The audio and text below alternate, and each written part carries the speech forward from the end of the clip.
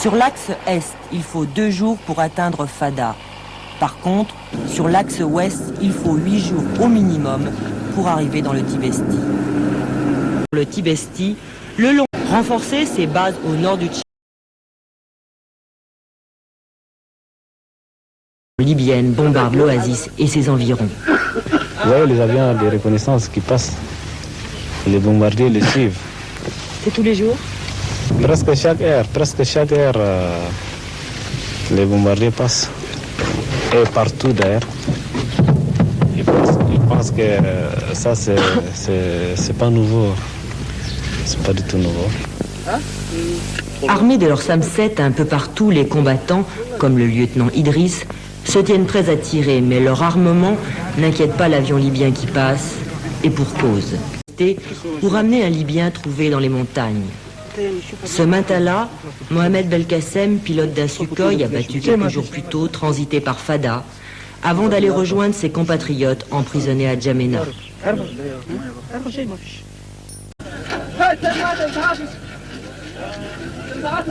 À Gare, ils viennent de rouler toute la nuit. Ces Libyens, en débarquant à Kalaït, ignorent ce qu'ils vont devenir.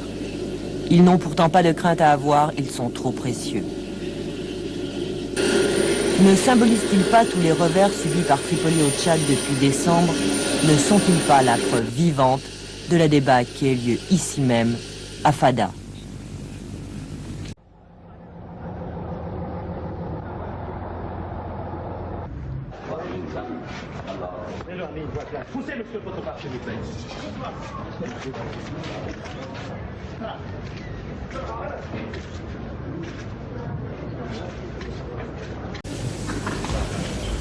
Ils sont à Gare, hébétés, plus d'une centaine. La plupart ont fui les combats de Fada, se sont échappés de leurs chars en flammes, ils se sont réfugiés dans les montagnes environnantes, le froid, la faim les a conduits à se rendre. Sur un brancard, le pilote brûlé d'un hélicoptère abattu par l'armée tchadienne.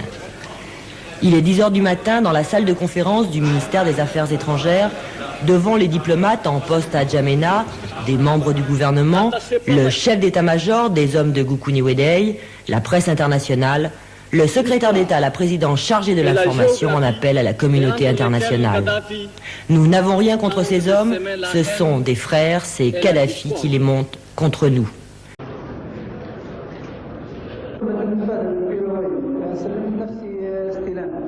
J'étais capturé à la ville de Fada.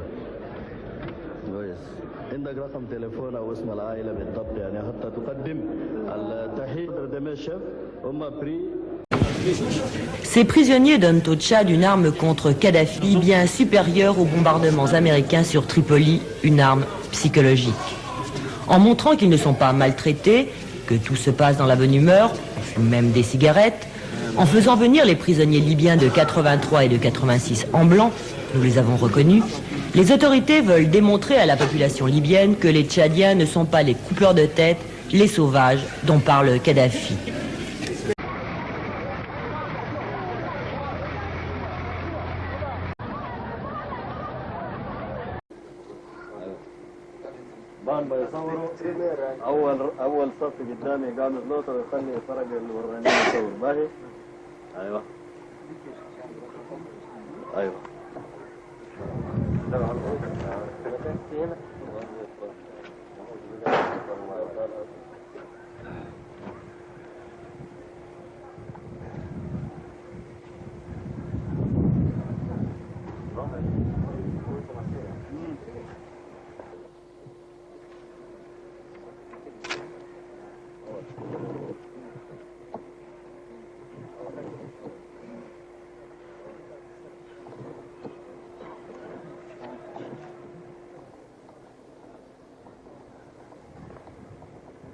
Chute puis la fuite, dit Sénabré, avec lequel le dialogue devient de plus en plus difficile.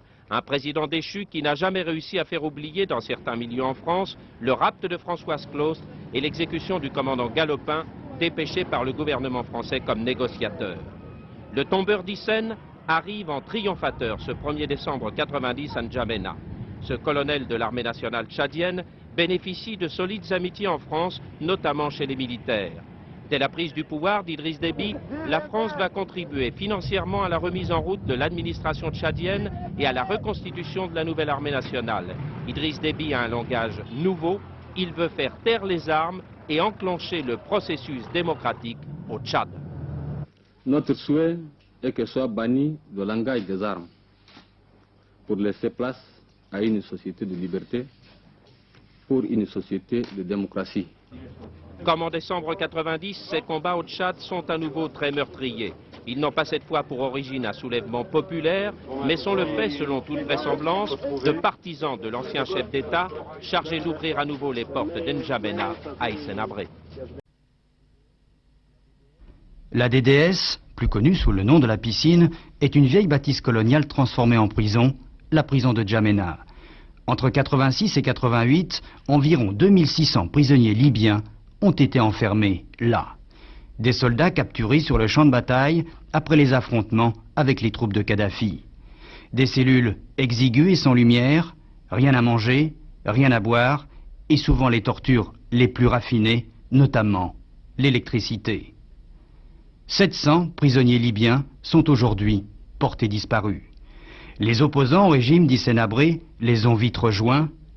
Ce professeur a eu la vie sauve car il n'est resté ici que 5 mois. La fameuse cellule C contenait au minimum 80 détenus, alors que cette cellule ne mesurait que 9 mètres sur 6.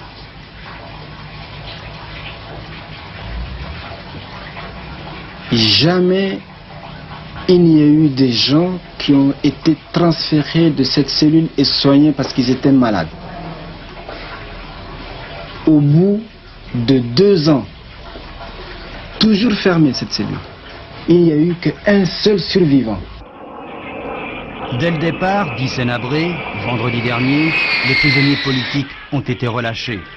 Sous le contrôle de l'armée française, les Libyens, eux, sont repartis le lendemain, libérés sur ordre du nouveau président du Tchad, Idriss Déby. Leurs conditions physiques en dit long sur l'hébergement dans les prisons d'Hissène-Habré. Certains ont eu peur de rater l'avion et l'Ilyushin s'est ensuite dirigé vers Tripoli.